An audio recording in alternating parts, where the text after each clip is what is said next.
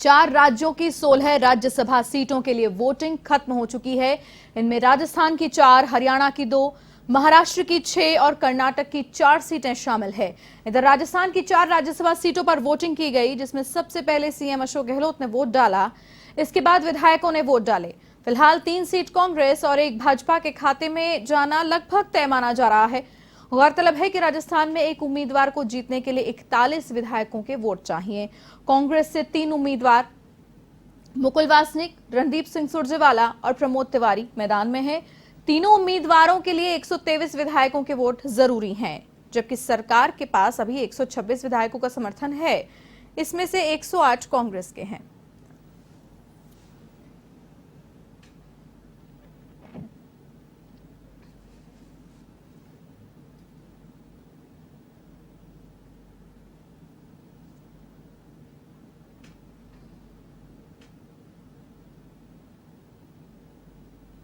तो आपको बता दें कि राज्यसभा चुनावों का जो ये रण है वो अब अंतिम कगार पर पहुंच चुका है।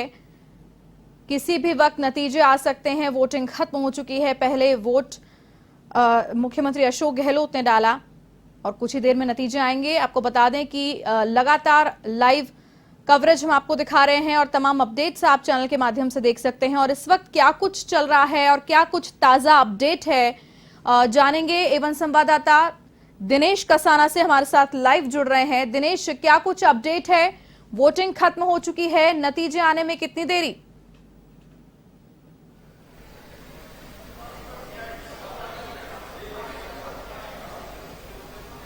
देखिए, मतदान का समय समाप्त हो चुका है। 4 बजे तक मतदान का समय था और जो मतपेटियां हैं वो सील करवाकर कांग्रेस पार्टी की ओर से जो एजेंट थे रामलाल जाट, मंत्री भी हैं, वो बाहर आ चुके हैं। रामलाल जी से हम बात करेंगे। रामलाल जी, वोटिंग की प्रक्रिया है वो पूर्ण हो चुकी है। अब मतगणना कितनी देर बाद शुरू होगी? देखो, पौन घंटे बाद 5 बजे चुनाव आयोग ने टाइम दे रखा है। उस समय के अनुसार ही मत गिनने की प्रक्रिया शुरू होगी। 4 बजे तक का टाइम था वोटिंग का। 2 बजे वोट सारे गिर चुके थे, लेकिन चुनाव आयोग का आदेश है कि भाई कोई टेंडर वोट आ सकता है और कई कारण हो सकते हैं, इसलिए 4 बजे ही, जबकि सभी लोगों की सहमति थी कि मतदान गिनती शुरू कर दी जाए, लेकिन चुनाव आयोग के जो नियम है उस नियमों के आधार पर 4 बजे मतदान का टाइम पूरा हुआ। मतपेटी सील की गई सभी एजेंट के सामने और अभी 1 घंटे का टाइम है। 4 बजे के बाद 5 बजे के बाद गिनती शुरू हो जाएगी और कांग्रेस पार्टी के 3 प्रत्याशी जीतेंगे। आप अंदर थे सर पूरी प्रक्रिया के दौरान। कई विधायकों के वोटों को लेकर ऑब्जेक्शन आया। मुख्यमंत्री खुद रिटर्निंग ऑफिसर के सामने जाकर उन्होंने ऑब्जेक्शन दर्ज करवाया। नहीं, ऐसा मुख्यमंत्री जी ने जाके दर्ज नहीं कराया। मुख्यमंत्री जी कैलाश मीणा के वोट को लेकर जब मुख्यमंत्री जी आए थे तो खुद वो भी एजेंट बैठे हुए थे। हमारे स्पीकर साहब, हमारे प्रदेश अध्यक्ष जी, हमारे पार्लियामेंट मिनिस्टर साहब, हमारे chief whip, deputy chief whip, सभी लोगों के वोट बाकी थे। तो उस समय खुद मुख्यमंत्री जी एजेंट बनकर बैठे थे और स्वयं ने बागडोर संभाली, इसलिए उनका आना था। स्वयं मुख्यमंत्री है, विधायक है, तो वोट तो उनका था ही और उन्होंने ही पूरी बागडोर संभाली, इसलिए ये चीजें हुई। जो सारी चीजें वो गिनती में सामने आएगी। जैसा सामने आ रहा है कि शोभा रानी कुशवाहा ने क्रॉस वोट किया और बीजेपी की ओर से कहा जा रहा है कि उनके मतपत्र को हाथ लगाया गया, तो एक रणनीति कांग्रेस पार्टी की जो थी कि बीजेपी के ही खेमे में सेंध लगानी चाहिए, सफल रही? ऐसा है कि बीजेपी खुद के ही झगड़े इतने हैं कि खुद ही लड़ रही है। कांग्रेस का इसमें कुछ नहीं। कांग्रेस के 126 वोट है, 126 क्लियर वोट है। कांग्रेस प्लस समर्थन वाले निर्दलीय, बीटीपी और सीपीएम और राष्ट्रीय लोकदल, सारे लोग कांग्रेस को समर्थन, अशोक गहलोत जी को समर्थन कर रहे थे। तीनों प्रत्याशी जो सोनिया गांधी जी, राहुल गांधी जी ने भेजे, उन पर भरोसा किया है और उन्हीं को वोट दिया। जहां तक रहा कैलाश मीणा के वोट का सवाल, तो वो तो दिखा रहा था खुद ही। सामने वीडियो देखेंगे तो पता चलेगा क्लियर स्थिति सामने। चुनाव आयोग के सामने जब कांग्रेस पार्टी ने आपत्ति दर्ज करवाई एजेंट ने, तो जब जांच करेंगे वीडियो की तो सारी स्थिति स्पष्ट हो जाएगी। निर्दलीय जो कैंडिडेट थे सुभाष चंद्रा, वो यहाँ से रवाना हो चुके हैं, तो क्या समझा जाए? देखो, यहाँ के विधायक, जहां तक मैं समझ पा रहा हूँ, पहले सियासी संकट था, उस समय ही कई प्रलोभन दिए, लेकिन ऐसी स्थितियों में जो कांग्रेस के 126 समर्थन और कांग्रेस वाले मेंबर्स हैं, मुख्यमंत्री ने स्वयं ने कहा कि जब उस समय जो लोग नहीं खरीद फरोख्त में जा सके तो अब कैसे जाएंगे। उस समय तो संकट सरकार का सवाल था। जिस तरह भारतीय जनता पार्टी खरीद फरोख्त ये उसकी पुरानी आदत है। चाहे कर्नाटक सरकार हो, मध्य प्रदेश सरकार हो, राजस्थान में भी उन्होंने किया, कई जगह राज्यसभाओं में भी उन्होंने, गुजरात में भी जो हमारे स्वर्गीय अहमद भाई के समय भी उन्होंने किया। यानी हर टाइम भारतीय जनता पार्टी यही काम कर रही है, खरीद फरोख्त करो, पद का दुरुपयोग करो और बड़े पूंजीपतियों को साथ लेकर लोगों में ये पैसे का डर भी हो और हर तरह का डर घुसाकर खरीद फरोख्त करना चाहती। वो राजस्थान में अशोक गहलोत के सामने नहीं चलेगी। पिछले 10 दिनों में बहुत सारे घटनाक्रम हुए, बीजेपी की ओर से ईडी में शिकायत की गई, कांग्रेस चुनाव आयोग गई, एसीबी गई, बहुत सारी शिकायतें हुई, तो एक बड़ा संदेश राजस्थान से जाएगा। देखो आजकल ईडी और सीबीआई ये तो इनके कठपुतली है, जो सुप्रीम कोर्ट भी कह चुका है, तो वो तो जहां थोड़ा सा इनको लगे यार उसी के पीछे लगा देते हैं। ऐसे ऐसे लोग छोटे छोटे जिनके कोई लेना देना नहीं ईडी क्या होती है, उन लोगों के सामने ईडी का लगाता है कि डरा धमका कर एन के एन प्रकार सत्ता में काबिज होना चाहते हैं, सत्ता में बने रहना चाहते हैं, इसलिए ये दुरुपयोग करते हैं। कांग्रेस पार्टी ने ऐसा कभी नहीं किया। कांग्रेस 3 सीटें जीतती है तो एक बड़ा संदेश आएगा राजस्थान में। निश्चित रूप से कांग्रेस एकजुट होकर 3 सीटें जीत रही है, उसका संदेश है ही, कार्यकर्ताओं का मनोबल बढ़ेगा। आम जनता में जो मुख्यमंत्री जी ने शानदार बजट दिया उसमें मोहर लगेगी, उसको हम आगे बढ़ाएंगे। सुभाष चंद्र कह रहे हैं कि मेरी वजह से बहुत सारे विधायकों को फायदा हो गया, राजस्थान में बहुत सारे काम हो गए। देखो ऐसे कई पूंजीपति है, मैं इन लोगों के बारे में क्या कहूं। ये भारतीय जनता पार्टी इन लोगों का दबा के उपयोग कर रही है, इनको भी डरा के उपयोग करती है। कई पूंजीपति हैं जो ऐसे पूंजीपति जो देश के हित के लिए बड़े हुए हैं, चैरिटी करते हैं, लोगों के सामाजिक कल्याण के काम करते हैं, उनको भी डरा धमका कर रही है। तो सुभाष चंद्रा जी भी उन्हीं में एक होंगे, तो उनको ज्यादा पता है, वो तो खुद ही स्टेटमेंट दे रहे हैं, वही ज्यादा बता पाएंगे। रामलाल जाट जो पोलिंग एजेंट थे और पूरी वोटिंग प्रक्रिया के दौरान अंदर थे और अब मत पेटियां सील करवाकर वो बाहर आए हैं, और यानी कि 5 बजे जब मतगणना का समय है, ठीक 5 बजे मतगणना के समय यहाँ पर वोट जो काउंटिंग है वो शुरू होगी और उसके बाद ठीक थोड़ी देर बाद ही जो रिजल्ट्स हैं वो सामने आ जाएंगे। काउंटिंग के दौरान महेंद्र चौधरी हैं उप मुख्य सचेतक, वो भी मौजूद रहेंगे। अभी करता है उम्मीद तीनों सीटों की 110% उम्मीद पूरी तीनों सीटों की। भारतीय जनता पार्टी के दूसरे उम्मीदवार ने अपनी हार मान ली है और दिल्ली रवाना हो गए हैं काउंटिंग से पहले ही। और ये राजस्थान में उनको पता ही है, हरियाणा नहीं है राजस्थान है, ये उनको पहले सोच लेना चाहिए और उनको अपना पर्चा विड्रॉल कर लेना चाहिए था। गलती हो गई उनसे, वो जिंदगी में पलट के राजस्थान की तरफ अब शायद वो सोचेंगे कि भारतीय जनता पार्टी बैकआवर में कोई दूसरा उम्मीदवार आगे भविष्य में नहीं आएगा, कि उनको पता है कि राजस्थान में अशोक गहलोत की जो सरकार ने काम किया है और उसकी लोकप्रियता के बल के ऊपर सारे उम्मीदवार जो है वो बहुत भारी मौत से जीतेंगे। मैंने उदयपुर में भी कह दिया था, कल भी कह दिया था, सुबह भी कह दिया था कि 126 प्लस कांग्रेस होगी। और कल मैंने एयरपोर्ट पे भी इस बात को दोहराया था कि कल इस टाइम जब काउंटिंग होगी तो भारतीय जनता पार्टी में एक ही चर्चा रहेगी, किसने वोट क्रॉस किया, क्यों किया, कैसे किया, रिजल्ट क्यों हुआ, किसने किसी पक्ष में डाल दिया, वही हो रहा है। आपने कल एयरपोर्ट पे कहा था इस बात को कि कल इस समय इस बात की चर्चा रहेगी कि बीजेपी में किसने वोट क्रॉस किया, लेकिन ये सामने आ गया पहले ही। तो कांग्रेस की जो रणनीति थी उसमें सफल रही, बीजेपी के खेमे में ही सेंध लगाई। बीजेपी का तो खात्मा होने की तैयारी है। बीजेपी गलतफहमी पाल रही है। 7-7, 8-8 सीएम के उम्मीदवार देख के राजस्थान में कांग्रेस की सरकार आएगी, कोई किंतु परंतु ही नहीं है। और देश के प्रधानमंत्री और देश के गृह मंत्री को भी सोच लेना चाहिए कि अशोक गहलोत का जो कद है केंद्र की राजनीति के अंदर, वो उससे एक संकेत जा रहा है। और आज फिर एक कांग्रेस के कार्यकर्ता का गांव-गांव, ढाणी-ढाणी, सिटी के अंदर अभी जैसे काउंटिंग का रिजल्ट आएगा, एक लड्डू खाएंगे लोग, पटाखे फोड़ेंगे और गांव में खुशी की लहर दौड़ेगी। कितनी देर में काउंटिंग प्रक्रिया शुरू होगी? वैसे तो हमेशा काउंटिंग की 4 बजे तक पोलिंग और 5 बजे काउंटिंग होने का शुरू होता है, तो अभी 5 बजे से काउंटिंग शुरू हो जाएगी और मैं मानता हूं 1 घंटे के अंदर परिणाम आ जाएगा। दिनेश, इनसे जरा एक सवाल ये पूछिए कि जब ये तीनों सीटों को लेकर इतने आश्वस्त नजर आ रहे हैं, कांग्रेस के ओर से सभी बयानों में ऐसा साफ नजर आता है कि वो अपने तीनों सीटों को लेकर आश्वस्त हैं, तो ये पूछिए इनसे जरा कि उसके बाद बाड़ेबंदी की क्या जरूरत पड़ जाती है?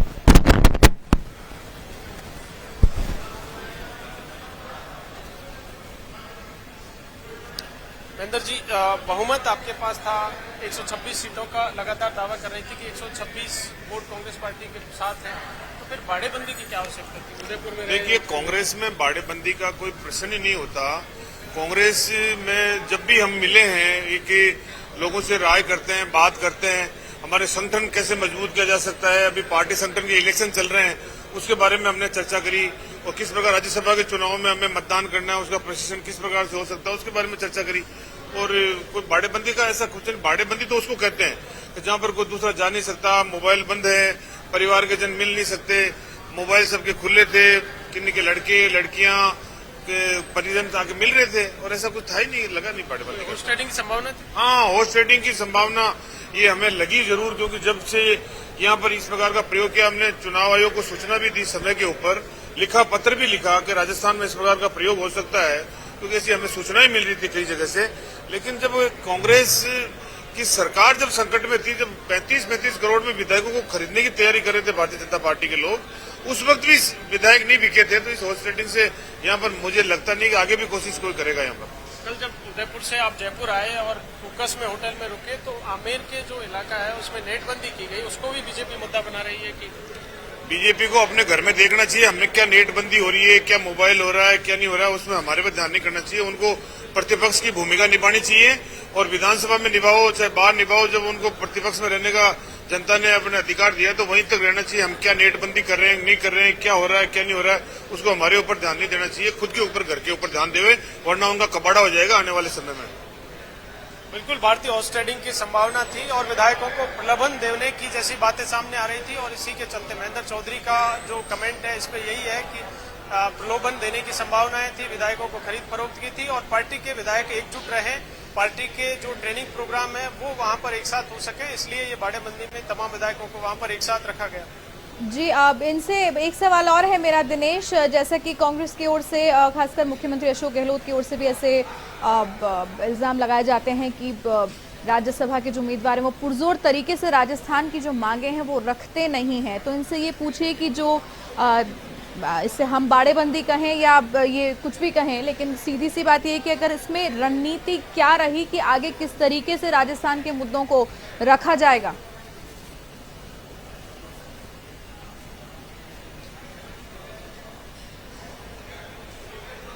देखिए, जब राज्यसभा की 4 सीटों पर चुनाव हो रहे हैं और 3 कैंडिडेट कांग्रेस पार्टी की ओर से डिक्लेयर किए गए थे, तो उस समय भी ये मुद्दा उठा था कि स्थानीय एक भी कैंडिडेट नहीं है जी। लेकिन ये कांग्रेस पार्टी की ओर से इस पे कमेंट था कि उच्च सदन है लोकसभा विधान संसद का, राज्यसभा, और ऐसे में जो कांग्रेस पार्टी की जो लीडरशिप तय करती है वही कैंडिडेट होता है। लेकिन स्थानीय मुद्दों को लेकर जहां से आपने सवाल पूछा, महेंद्र जी से हम सवाल करते हैं। महेंद्र जी, स्थानीय मुद्दों को लेकर ये उठता है कि बाहर से कैंडिडेट्स यहाँ पर आते हैं, राज्यसभा चुनकर जाते हैं, स्थानीय जो मुद्दे हैं उनको नहीं उठा पाते। देखिए, उम्मीदवारी और दावेदारी करने का सबका अधिकार है। राजस्थान से भी हमारे कई साथियों ने अपनी उम्मीदवारी पेश की है और करते भी हैं। एमएलए चुनाव में भी करते हैं, मेंबर ऑफ पार्लियामेंट में भी करते हैं, राज्यसभा में भी करते हैं। लेकिन ये फैसला आलाकमान करता है, और आलाकमान ने, हमारा सौभाग्य है कि देश के प्रधानमंत्री रहे हुए मनमोहन सिंह जी हमारे यहाँ से राज्यसभा सदस्य है, वेणुगोपाल जी यहाँ से हमारे राज्यसभा सदस्य हैं, पहले आनंद शर्मा जी यहाँ से राज्यसभा सदस्य रहे, इसलिए हमारे लोकल भी यहाँ पर रहे।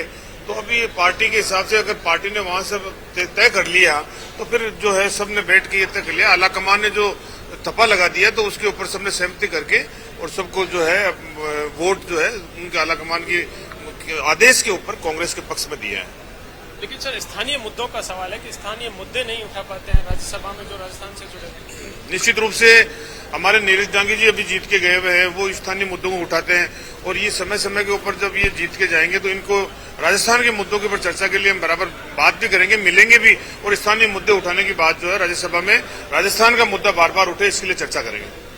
देखिए, भारतीय स्थानीय मुद्दों का जहां तक जुड़ा हुआ सवाल है, राजस्थान से अब अगर ये तीनों कैंडिडेट जीतते हैं कांग्रेस पार्टी के, तो अब राज्यसभा में 10 में से 6 राज्यसभा सांसद हैं वो कांग्रेस पार्टी के होंगे, और उनमें से ये बड़ा मुद्दा है कि राजस्थान से बाहर के 5 जो राज्यसभा सांसद होंगे, एक केवल राज्यसभा जो सांसद है नीरज डांगी वो भी यहाँ पर मौजूद हैं, उनसे भी हम एक बार बात करेंगे। चूंकि स्थानीय मुद्दों का सवाल आपने उठाया है तो नीरज डांगी जी हमारे साथ हैं। नीरज जी, अगर तीनों कैंडिडेट्स जीतते हैं तो आप अकेले होंगे 6 सांसदों में से कांग्रेस पार्टी के जो राजस्थान से रहेंगे। देखिए, ये निश्चित रूप से आलाकमान ने जो अभी निर्णय लिया, बहुत ही सीनियर लीडर्स जो हैं उन्हें भेजा है राजस्थान में, और ये मेरे लिए तो बहुत गर्व का विषय है कि उनके साथ मुझे काम करने का मौका मिलेगा। राजस्थान मूल से भले ही मैं अकेला हूं, लेकिन मुकुल वासनिक जी, रणदीप सुरजेवाला जी, ये लोग राजस्थान से बहुत व्यक्तिगत हमेशा जुड़े रहे हैं संगठनात्मक रूप में। इन्होंने कई चुनाव यहाँ पर कराए हैं और मुकुल जी यहाँ प्रभारी भी रहे। रणदीप सुरजेवाला जी ने भी पिछला राज्यसभा के चुनाव में वही इंचार्ज के रूप में आईसीसी की तरफ से मेरे चुनाव को संभालने के लिए आए थे। तो मैं समझता हूँ कि एक बहुत बेहतरीन कॉम्बिनेशन हम लोगों का रहेगा और हाउस के अंदर जिस प्रकार से एक लड़ाई हमें लड़नी है भारतीय जनता पार्टी के खिलाफ, सरकार के खिलाफ, जिस प्रकार से सरकार चल रही है, तमाम परिस्थितियों के अंदर जहां आम जनता की अनदेखी हो रही है, वहां जो लड़ाई लड़ने का अब मजा आएगा, इनका सहयोग मुझे मिलेगा और मैं समझता हूं कि बहुत बेहतरीन राजस्थान के लिए हम काम करके दिखाएंगे। ये मुद्दा भी जब कैंडिडेट डिक्लेयर हुए तो उठा था कि स्थानीय एक भी कैंडिडेट को अगर मौका मिलता तो बेहतर होता।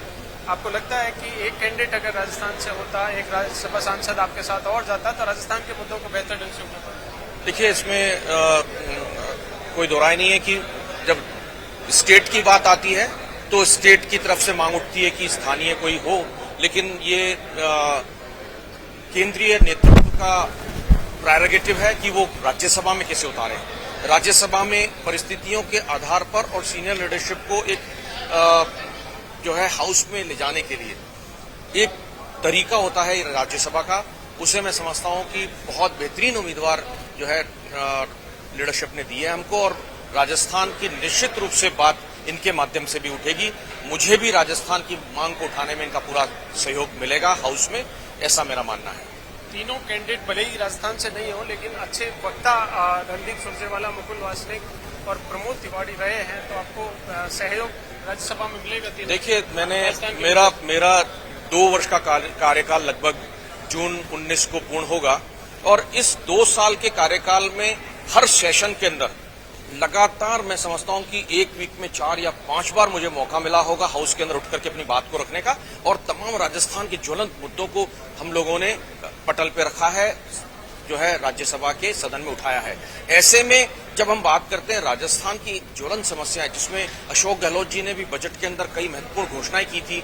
आपने देखा होगा कि अभी ये ईस्टर्न राजस्थान कैनाल का इशू बहुत ज्वलंत मुद्दा है इस क्षेत्र का, जिसमें 13 जिलों को आने वाले समय में 2051 तक पानी मिलेगा और 40,000 करोड़ की एक बहुत वृहद परियोजना है जिसे राष्ट्रीय परियोजना घोषित करने की मांग रखी गई थी। ये मांग भी मैंने राज्यसभा में सदन में उठाई थी। तो मैं समझता हूं कि ऐसे राज्यों से जुड़े हुए ज्वलंत मुद्दों के अंदर इनका जो सहयोग मिलेगा वो बहुत बड़ी ताकत बन करके हम लोग जो है राजस्थान की समस्याओं के लिए उभर करके सामने आएंगे।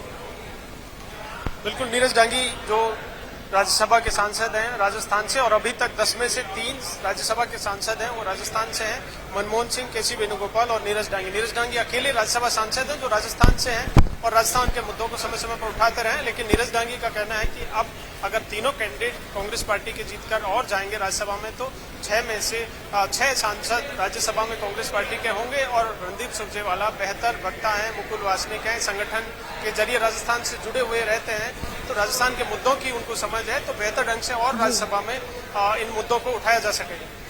जी दिनेश, तमाम जानकारी के लिए आपका बहुत बहुत धन्यवाद। तो ये थे एवन संवाददाता दिनेश कसाना हमारे साथ लाइव जुड़े हुए थे, जिन्होंने विस्तार से बताया कि क्या कुछ अभी चल रहा है और कुछ ही देर में नतीजे आ जाएंगे, उसके बाद तस्वीर साफ हो जाएगी। और अगर बात की जाए कांग्रेस पार्टी की तो 3 सीट पर काफी आश्वस्त